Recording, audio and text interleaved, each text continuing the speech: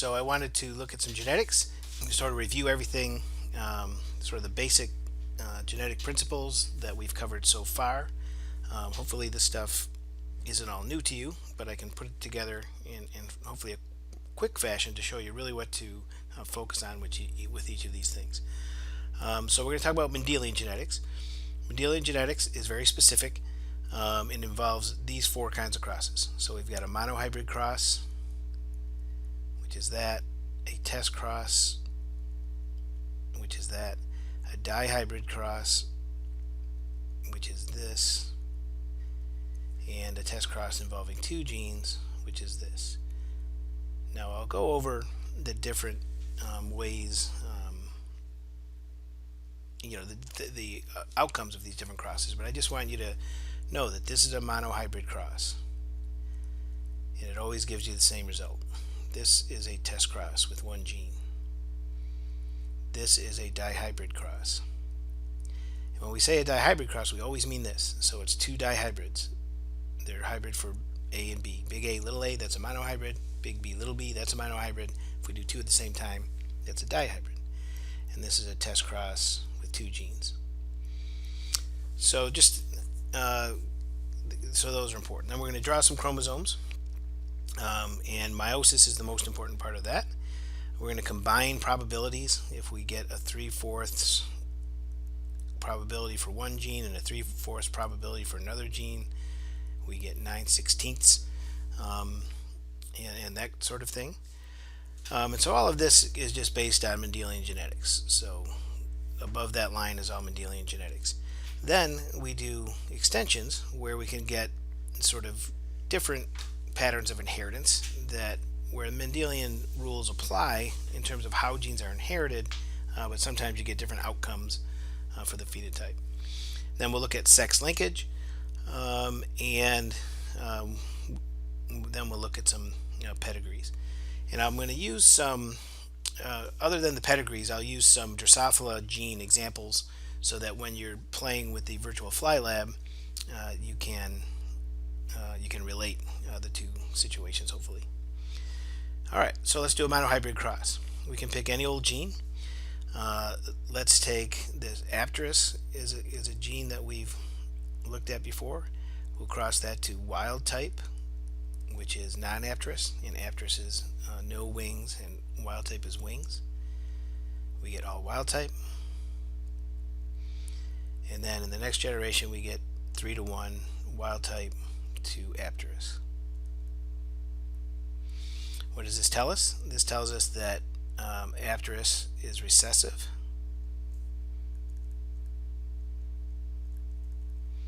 And it tells us it's a monohybrid cross. How do we know that? Because this 3:1 is always a monohybrid cross. So once we know that, we know that we know the genotypes of these things. We would probably have to tell you. I guess we don't necessarily have to tell you once you have this this whole result. But what we do know now is that these guys starting out are true breeding. What does that mean? That true breeding means that if you take Apteris cross to Apteris, you get all Apteris all the time. So that just tells you that that's a true breeding, and essentially what true breeding means is that they're homozygous for the gene. So sometimes we need to know that going into a cross. So what does this tell us? If this is true breeding, that means this are Apteris. So now given the genotypes for this cross over here, Apteris cross to wild type gives us all wild type. Do an F1 cross two of those together, and we get 1 to 2 to 1. This. These guys are Apteris. These guys are wild type, and these are Apteris. We know that because it's recessive, you have to be homozygous to get it. We can combine these two together, and when we combine them together, we get 3, and we can also abbreviate it like that, meaning that all of those guys we know they have a big A because they have the wild type phenotype, and they can have either a big A or a little a, and so that's why we make this little line to show that they can be a big A or a little a. And then it's 1, little a, little a. So that's a 1 to 2 to 1 genotypic ratio. And this is the phenotypic ratio. And this would be wild type, and these guys would be Apterous. So that's a pattern that you always see. If it's a Mendelian monohybrid cross, then you're going to see 1 to 2 to 1, and you're going to see 3 to 1. So that's just something you have to sort of memorize. You shouldn't have to really go through a whole lot to figure this out. You should just remember that a 1 to 2 to 1 ratio means it's a monohybrid cross, and if you get a 3 to 1 phenotypic ratio, that's also characteristic of a monohybrid cross.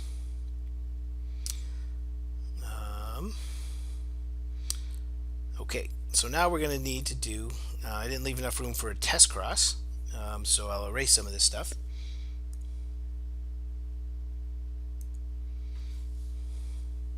Just erase all of it. We'll just give ourselves some room over here. Alright, a test cross. A test cross is always, so this is a test cross, and we're involving one gene. A test cross is always this, where this guy is called the tester. And the tester is always homozygous recessive for whatever gene you're working with. And it could be 2 genes, 3 genes, whatever. It's always going to be homozygous recessive for all of those things. If we're doing it with one gene, we'll always get a 1 to 1 ratio. Excuse me. So that's a test cross. If you see a 1 to 1 ratio, it's a test cross. And so you can work all these problems, you can work them back and forth. If you're given that it's a test cross, you know you get a 1 to 1 ratio. If you're given a 1 to 1 ratio, you know that it's a test cross. You could always do some kind of Punnett square if you are so inclined. And this big A, little a gives you those types of gametes. Little a gives you those kinds of gametes. Combine them together, and you get 2 of this and 2 of this, but we simplify that to 1 to 1. Alright, so I don't want to dwell on these things, I just want to go over them quickly. And so that's, but you should just start to memorize that. So one gene, if one gene's involved, if it's a monohybrid cross, you get that. So monohybrid cross. If it's a test cross, you get this. And you get the thing about the test cross as well is that, so now this is wild type and this is Apterous. You get a 1 to 1 genotypic ratio and a 1 to 1 phenotypic ratio, and that's characteristic of test crosses. Alright, 2 genes involved. So that's a dihybrid cross. So I'm going to go start with the letters this time. Actually, I won't. So we'll do Apterous cross to wild type. So we'll do 2 different crosses here. So Apterous cross to wild type, all wild type, 3 to 1 wild type to Apterous. And let's pick another gene. Let's say ebony body. Ebony cross to wild type, all wild type, 3 to 1 wild type to ebony. So this is a monohybrid cross. This is a monohybrid cross. But what if we do both of these at the same time? What if we do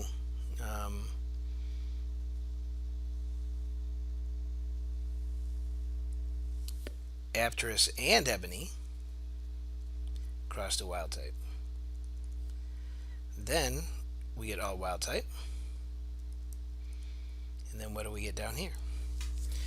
And the key to doing a dihybrid cross is to think about each cross individually. So this is wild type for both genes. So this is wild type for, so this guy over here is wild type for Apterous and wild type for ebony. So if we're thinking about the Apterous cross, it's the same as this cross over here. If we just think of each gene by itself. So if we're thinking about the Apteris crossed wild type, it's that. So what does that mean? So that means we're going to get three. We'll get this if we were doing just one cross. We'd have 3/4. Let's throw this in as a fraction. We'd have 3/4 wild type and 3/4 Apteris. If we consider the ebony cross by itself, we would expect 3/4 wild type and 1/4 ebony. But then when we're combining them, we're going to get some that are wild type for both, some that are just Apteris, some that are just ebony, and some that are both. How many? To figure out how many, we multiply these probabilities together. So 3/4 wild type times 3/4 wild type is 9/16 wild type. That's because we're considering these genes independently. This is a dihybrid cross, and the other thing that's going on here is independent assortment. What that means is that the inheritance of the Apteris gene and the inheritance of the ebony gene are independent of each other. That even though we're using both of those genes in one cross, those genes are just kind of doing their own thing. The inheritance of Apteris doesn't affect the inheritance of ebony and vice versa. So that means if we think about the outcome of the cross in terms of probabilities, we know that 3/4 of the flies are going to be wild type for Apteris, and 3/4 of the flies are going to be wild type for ebony. So those are independent probabilities. And the law of probabilities is if they're independent, you can cross them together, or you can multiply them together. So 3/4 times 3/4 is 9/16. So what's the probability of getting wild type for ebony, but mutant for Apteris? Well, mutant for Apteris is so mutant for Apteris is 1/4. Wild type is 3/4. So 1/4 times 3/4 is 3/16. We could do, let's go crazy and get a green one here if we're doing, that was supposed to be green, but 3/4 wild type for Apteris and 1/4 ebony. So that's this guy. That's 3/16. Then if we have Apteris and ebony, we have a 1/4 probability of getting Apteris, a 1/4 probability of getting ebony, so that's 1/16. So that's really where that 9:3 to 3:1 ratio comes from. You can do a Punnett square. Yeah, I'm not even going to bother because I think it just takes too long, and this is how Mendel did it. The Punnett square thing came later, and it's really about multiplying probabilities together. So anytime you have a cross, just analyze those crosses individually.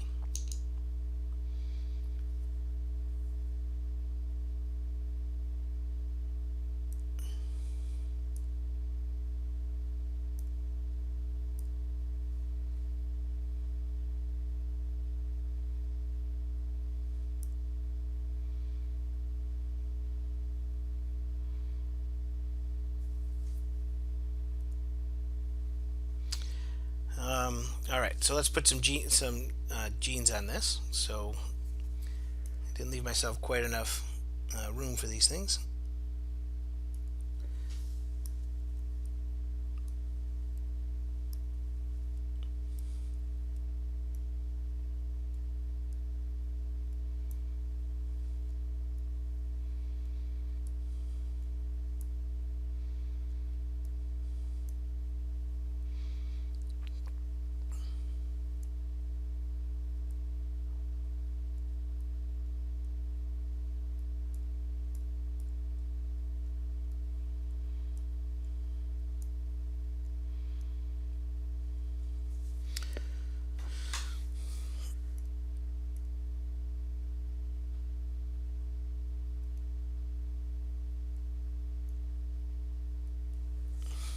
All right, so what did we do?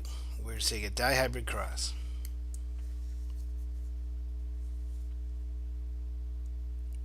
We took Apteris and Ebony, and we crossed to wild type. Got all wild type,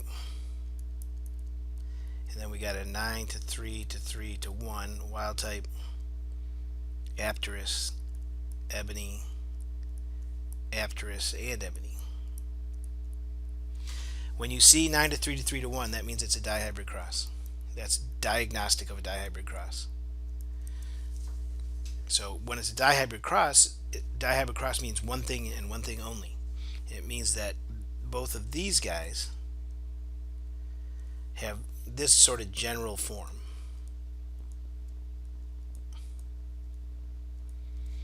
So however you want to, whatever letters you want to use, that's the general form.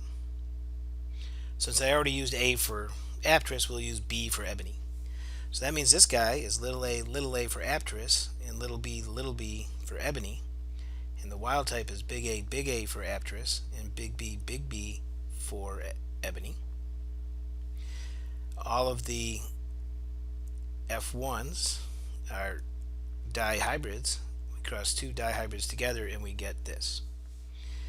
Now the way we can draw these genotypes is like this, where this guy has a big A because it's wild type for Apteris, and a big B because it's wild type for Ebony. And then this guy's mutant for Apteris, but wild type for Ebony. This guy's wild type for Apteris, but mutant for Ebony, and this guy is mutant for both. So get used to this. This is really critical sort of notation. Now another way to do this is we could have taken Apteris and crossed it to Ebony, and we'd get the same thing.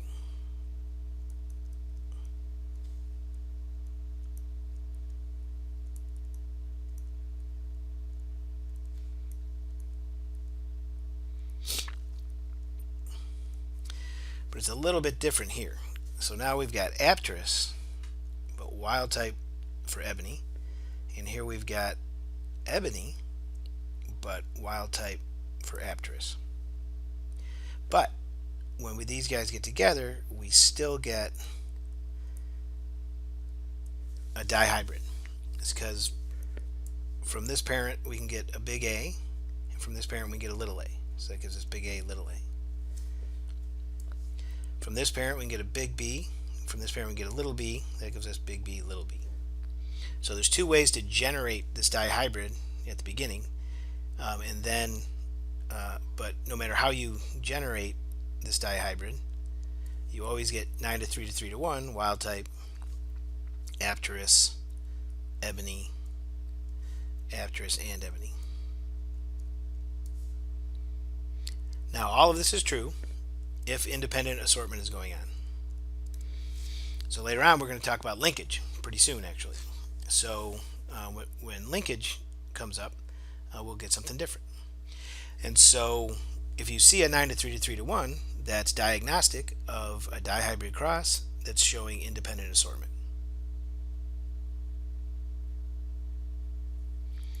Alright, let's do a test cross real quick.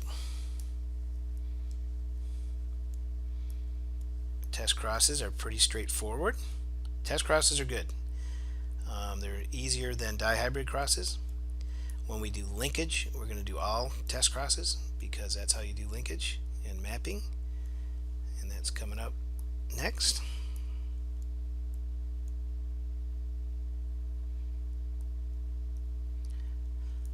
So a test cross. So what's a test cross? Test cross is crossing something to something else that's homozygous recessive for all of the genes that you're dealing with. All right. So let's say we take Apteris, cross it to Ebony, and we get wild type. If those were true breeding that we started with, and so there's our parent cross, our F1, now we've got a dihybrid because we just made it just like last time.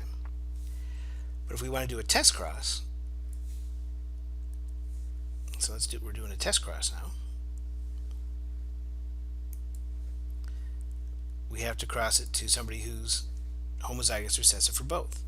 And the phenotype of this guy would be Apteris and Ebony. So what's that going to give us? It's actually useful to think about a Punnett square sort of at this point. Because when we do Punnett squares, what we're doing is we're thinking about what kinds of alleles can we get from each parent. And that occurs during meiosis. And the types of alleles we can get is we can get a big A, and then we can get either a big B or a little b. So if we get a big A, we can get a big B. We can get a big A, we can get a little b. We could also get a little a. If we get so we can get a little a. If we get a little a, we can get a big B. If we get a little a, we can get a little b. So those are the types of gametes that you can get from meiosis, from a dihybrid. That's always the same, and these are 1 to 1 to 1 to 1. Now what we would do in a dihybrid cross is we'd get this,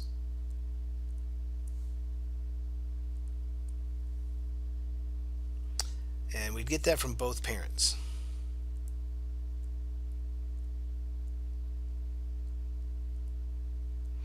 And then when we fill out this Punnett square, get 16 boxes, and then when we count them all up, we get them that look like this. Now we just showed that you could calculate that by doing combined probabilities, by multiplying 3/4 times 3/4 to give you this, 3/4 times 1/4, etc. But here I'm just trying to show you that the reason that we get that is because we get these kinds of gametes from this parent, and we get these kinds of gametes from this parent. When we do a test cross, so this guy's a test cross over here, we're simplifying things. So now we get these kinds of gametes here from this parent, but from this parent we can only get a little a and a little b, because that's the only ones that are available. So I got some weird colors going on here, but one thing I'm going to show you is that we get from this parent, we can always only get a little a and a little b, and those are recessive, and so they don't really contribute to the phenotype. And then from the other parent,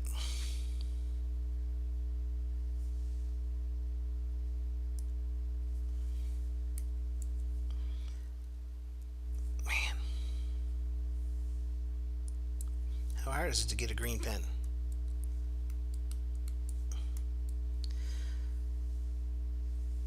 Alright, so this guy's going to be green. We're going to get that big A and that big B. Big A, little b. Little a, big B. Little a, little b. So now what's the phenotype of these things?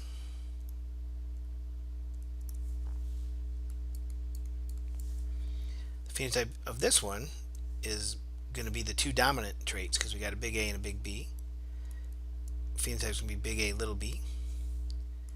These colors here don't really mean much, but I'll try to keep them consistent just because that's what I was using. So what I'm saying here is the phenotype reflects, or sort of is the same as, the genotype of one parent. So all of these, whatever gametes we get from this parent, determine the phenotype of the offspring. So that's a little bonus information. The key thing here is that if you do a dihybrid cross, you get a 9 to 3 to 3 to 1 ratio. If you do a test cross, you get a 1 to 1 to 1 to 1 ratio. So that's this 1 1 1 1, and this 1 1 1 1. Dihybrid 9 3 3 1. Test cross 1 to 1 to 1 to 1.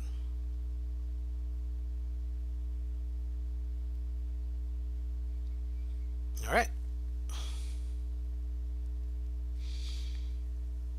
All right. So before I draw the chromosomes, let's just recap. Monohybrid, 1 to 2 to 1 and 3 to 1. So this is genotype. phenotype ratio, a test cross with one gene, 1-to-1, 1-to-1. Now, when you have a test cross, the phenotype and the genotype ratio will always be the same. That's kind of why we do test cross. Dihybrid, 9, well, it's a little bit different because this genotype, this 9 to 3 to 3 to 1, has all kinds of genotypes in there. So when we say 9 3 3 1, we mean this. So this is sort of an abbreviated genotype, and then your phenotypes would be this. But if we wrote out the full genotypic ratio, we'd have to take, say, this thing, and there's 9 different ways to get that. So you can get this, you can get this. Anything that gives you a big A and a big B fits that ratio. So I never really bother writing out all those genotypes. It turns out there's 9 different versions of them. But then if we do a test cross with 2 genes, it's 1 to 1 to 1 to 1, and the phenotype is 1 to 1 to 1 to 1. Alright, so just memorize these. 1 to 2 to 1, 3 to 1, monohybrid cross. 1 to 1, test cross with one gene. Dihybrid cross, 9 to 3 to 3 to 1. Test cross with 2 genes, 1 to 1 to 1 to 1. Gotta memorize it. Just saves time over trying to figure it out every time.